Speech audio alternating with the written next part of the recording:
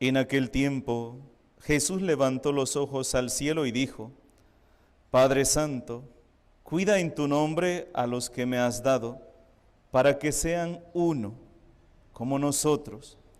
Cuando estaba con ellos, yo cuidaba en tu nombre a los que me diste.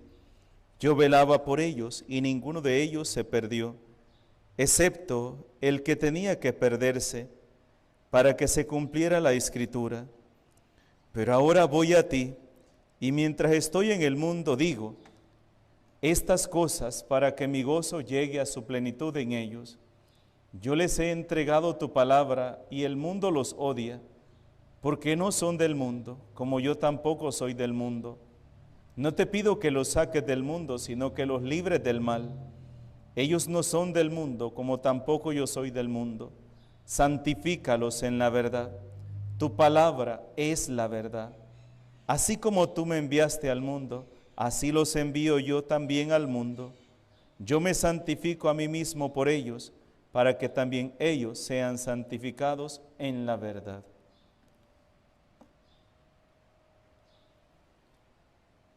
Palabra del Señor. Queridos hermanos y hermanas, el día de ayer iniciábamos la oración sacerdotal de nuestro Señor Jesucristo, una oración que, como decíamos ayer, Jesús se ofrece al Padre, pero también nos ofrece a cada uno de nosotros y ora por nosotros, pide por nosotros. Es interesante porque San Pablo también en la primera lectura que hemos escuchado del capítulo 20, versículo 28 en adelante, nos habla también del mismo tema. San Pablo nos dice: sé que al partir yo, al irme, se está despidiendo de la comunidad de Éfeso, y dice: al partir de aquí vendrán otros como lobos, tratando de destruir la comunidad, predicando otro evangelio, la mentira, el engaño, la manipulación. Y Jesús hoy nos dice también: santifícalos, Padre, en la verdad. Tu palabra es la verdad. Aquí está la clave, miren. San Pablo, por una parte, nos habla que nos cuidemos de aquellos que van a venir predicando otro evangelio que no es el de Cristo, sino el evangelio de ellos mismos. Y me atrevería yo a decir, aquellas personas que entran a la iglesia para buscarse a sí mismos, para lucrarse ellos mismos, para aprovecharse ellos mismos, sin importar el evangelio, incluso tergiversando el evangelio, manipulándolo a su conveniencia, como de repente, hermanos, hoy con lo de las redes sociales, ¿verdad? Con lo de las redes sociales se puede ver todo, ¿verdad? Como incluso algunos pastores se aprovechan, dicen ser pastores, pero se aprovechan de la iglesia, se aprovechan de sus feligreses para engañar, para manipular. ¿Cuántas personas se visten de pastores simplemente para enriquecerse, para robarle? Por eso, hermanos, muchos dicen, la religión es un negocio, y muchos lo han tomado de esa manera, tristemente, haciendo a un lado el evangelio de Cristo y poniendo su propia palabra con esta alegación: el Señor me ha revelado, el Señor me ha dicho, en sueños el Señor me reveló. Y buscan solo aquellos textos donde habla de sueños, cuando Dios le habló en sueños a José, Dios le habló en sueños a los profetas, Dios habló en sueños a esto, les habló en sueños a Pablo, incluso a Pablo nos cuenta que el Señor le hablaba también en sueños a él. Entonces dice: no, a mí también me habló, porque el Señor me ha escogido, el Señor me ha elegido. Y empiezan a hacer a un lado el evangelio de Cristo para poner su evangelio. ¿Y saben qué es lo más triste? Que son cantidades de personas que lo siguen. Y de repente la religión se convierte en un show de sentimentalismo, donde yo voy aquí a esta iglesia porque aquí se siente galán, Padre. Mira, aquí hablan en lenguas, caen todos en descanso en el Espíritu, los toma el Espíritu y empiezan a gritar y a patalear y hay mensajes y hay esto y hay lo otro. Entonces lo único que se busca simplemente es el sentimentalismo. Pero ¿dónde queda lo que el Evangelio nos dice? ¿Dónde queda? Que ponen música, se ponen a bailar y a cantar y a esto y lo otro. ¿Y dónde queda el Evangelio de Cristo? Y entonces se convierte el Evangelio, la religión, en un show donde lo único que se busca es que yo me sienta bien. Incluso esta famosa iglesia, ¿verdad? Pare de sufrir, ¿verdad? Esta es la iglesia donde nadie sufre, donde nadie pasa precariedad. Y empiezan a meter aquella visión de decirle, si a usted no le está yendo bien en su negocio, es porque le falta la unción de Dios. Si usted tiene una enfermedad y no sale de esa enfermedad, es porque a usted le falta la unción de Dios. Porque mire, una persona que es ungida por el Señor, una persona que tiene la gracia de Dios, prospera en su negocio, no se enferma, le va bien. Esa es otra visión. Una visión totalmente lejos de la visión del Evangelio de Cristo. Y San Pablo nos advierte de eso. San Pablo nos advierte de esas personas que van a venir predicando otro evangelio que no es el Evangelio de Cristo. Y entonces empiezan a decir, mire, todos esos se van a ir para el infierno, todos esos están condenados. De hecho, para la gran mayoría, no todos, ¿verdad? Pero para la gran mayoría de hermanos protestantes, aunque ellos dicen que no son hermanos míos, pero son hermanos, entonces, para la gran mayoría de ellos, ustedes y yo estamos condenados, vamos a ir al infierno. Entre las diferentes denominaciones de iglesias protestantes, todos son hermanos, pero ningún católico es hermano de ellos. Por el simple hecho de usted ser católico, usted no es hermano de ninguna iglesia, aunque sea de la religión que sea, usted no es hermano de ellos. Pero entre ellos sí son hermanos, ¿verdad? Porque todos los católicos estamos condenados. ¿Qué dice la palabra de Dios? No juzgues y no serás juzgado, con la vara que midas serás medido. ¿Y saben qué es lo que alegan ellos? Que en la iglesia católica hay pecadores, hay adúlteros, borrachos, ladrones, fornicarios. Por eso me salí de la iglesia católica. Y ellos así lo dicen. Cuando yo era católico, así dicen ellos, cuando yo era católico, yo era bolo, yo era mujeriego, yo robaba, yo hacía, y tenía los 1001 pecados. Ahora que soy cristiano, dicen ellos, porque según ellos los católicos no somos cristianos, los cristianos solamente son los protestantes. Ahora que soy cristiano, ya estoy salvo. Ya, levanté la mano y soy salvo. Y así dicen ellos facilito, levante la mano y ya eres salvo. Solo cree en Jesús y solo con que usted crea en Jesús, ya es salvo. No es cierto. Hasta el diablo cree en Jesús, hasta el diablo cree en Dios. Y no por creer en Dios, él deja de ser diablo, sigue siendo diablo. Lo que nos hace ser cristianos es el que vivamos como Cristo nos manda en su evangelio. Y aquí es donde cometemos el error. ¿Ve? Jesús hoy nos dice en el evangelio, santifícalos en la verdad. Tu palabra es la verdad. Así como tú me enviaste al mundo, así los envío también yo al mundo. Yo me santifico por ellos.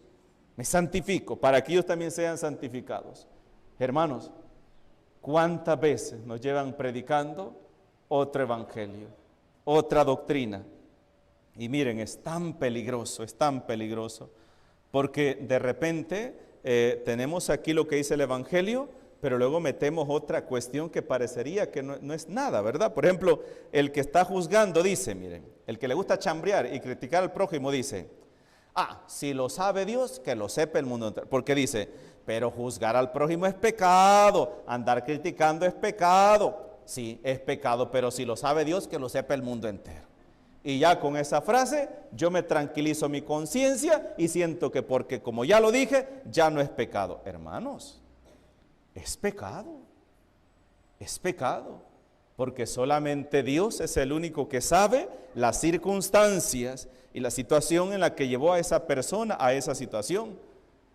Por eso el Señor les va a decir a los fariseos, a los doctores de la ley, a los maestros de la ley, a aquellos que se creían buenos, se creían santos, conocedores de la palabra de Dios, conocedores y que ellos por conocerlo estaban más cerca de Dios, les decía: a ustedes, los publicanos y las prostitutas, se les adelantarán en el reino de los cielos.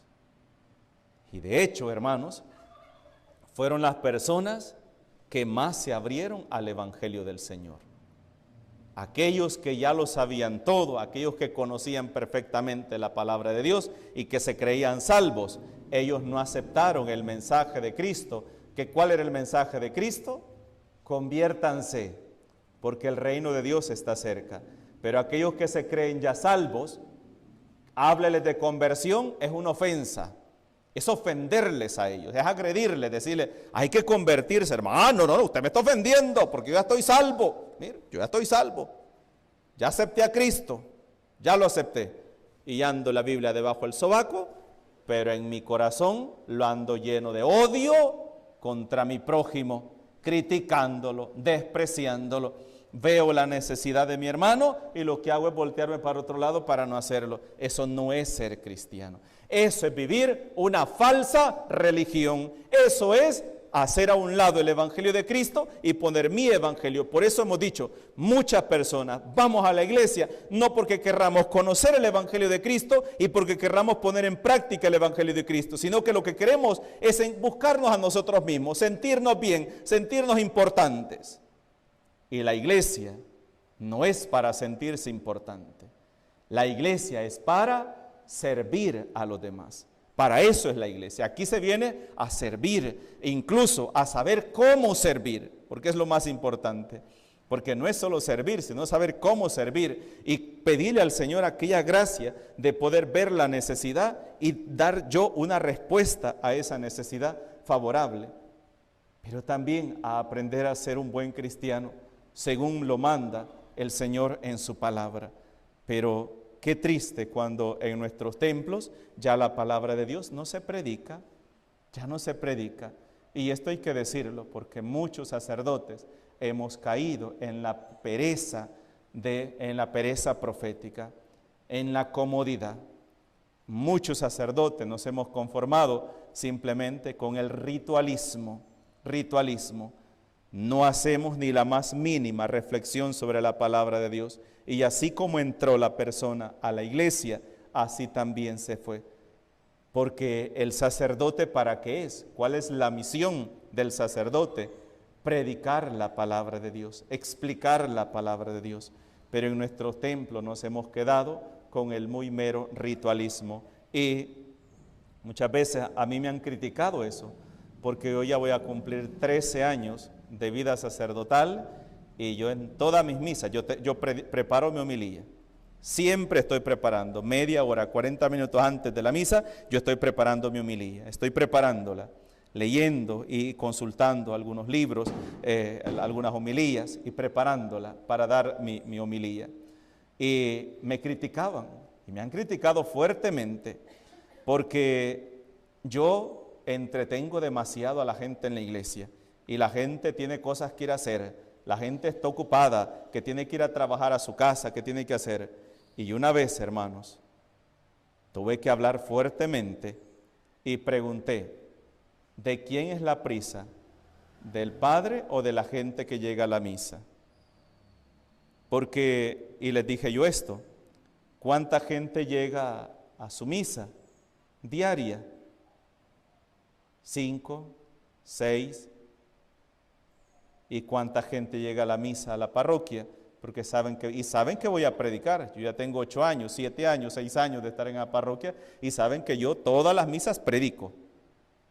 40, 50, 60 o hasta 100 personas. Y saben que yo voy a predicar. Porque la gente necesita no solamente escuchar la palabra de Dios, necesita aprender de la palabra de Dios. Y una de las cosas que Monseñor Oscar decía, una frase que decía y que a mí siempre se me quedó en mi mente fue: la misión del sacerdote, decía, es tomar la palabra de Dios, masticarla y dar el puré de la palabra de Dios. Porque si usted le tira la palabra de Dios, vaya, lee este texto y ahí vea qué le saca a usted, a la gente le va a costar, decía, a la gente le va a costar y muy difícil. Y puede hacer que haga una mala interpretación, pero en cambio el sacerdote se ha preparado durante 7 años, 3 años de filosofía, 4 años de teología, para poder dar una interpretación adecuada de lo que el mensaje de la palabra de Dios nos está diciendo a nosotros. Porque una de las cosas que un sacerdote debe tener en cuenta siempre a la hora de preparar una homilía es contexto histórico en el cual Jesús dijo esas palabras, el tiempo, realidad cultural, social, política, saber a quién se lo está diciendo, a qué persona se lo está diciendo, por qué lo está diciendo. Son 3 cosas que un sacerdote tiene que tener muy en cuenta. Por eso yo a veces hago énfasis y les digo: hermanos, ahorita Jesús le está hablando a sus apóstoles. Ahorita le está hablando a sus discípulos. Ahorita le está hablando a los doctores. Yo hago énfasis en eso porque partiendo de ahí podemos entender por qué Jesús está diciendo y qué significan esas palabras que Jesús está diciendo, ¿verdad? Y esa es la misión del sacerdote, enseñar. Por eso todo sacerdote es un maestro de la palabra de Dios que tiene como misión instruir, enseñar. A las palabras que más miedo le tengo yo son a las palabras del profeta Ezequiel. Ay de aquellos pastores que los puse al frente de la comunidad para que anunciaran mi palabra y por miedo no han dicho nada. Mi pueblo se perderá, pero a ellos les pediré duras cuentas de cada uno de ellos. Eso es una de las cosas que yo más miedo le tengo, porque yo me hice cura y antes de ser cura yo fui misionero. Y mi arma era la predicación de la palabra de Dios, porque eso fue. Entonces yo me hice sacerdote, me hice cura para predicar la palabra de Dios, porque ese era mi deseo, querer que todos conocieran el mensaje de la palabra de Dios, la riqueza que hay en esa palabra, pero también, hermanos, el peligro que hay de tantas personas que anuncian un evangelio que no es el de Cristo. Y muchas personas, miren hermanos, agarran libros completos de la Biblia y los engrapan, porque esos libros es prohibido leerlos. ¿Por qué? Porque no me conviene, porque no me genera ganancia, porque queda al descubierto mi sinvergüenzada. Entonces lo que hago es mejor engraparlo y dejarlo así y pasar a la otra lectura, donde ahí sí habla cosas que me convienen a mí, ¿verdad? Cosas bonitas, contar un chiste, y eso no es el evangelio de Cristo. Por eso pidámosle al Señor, pidamos para que el Espíritu Santo se derrame sobre cada uno de nosotros y abra nuestro entendimiento para poder entender su palabra y vivirla según el Evangelio de Cristo. En el nombre del Padre, del Hijo y del Espíritu Santo.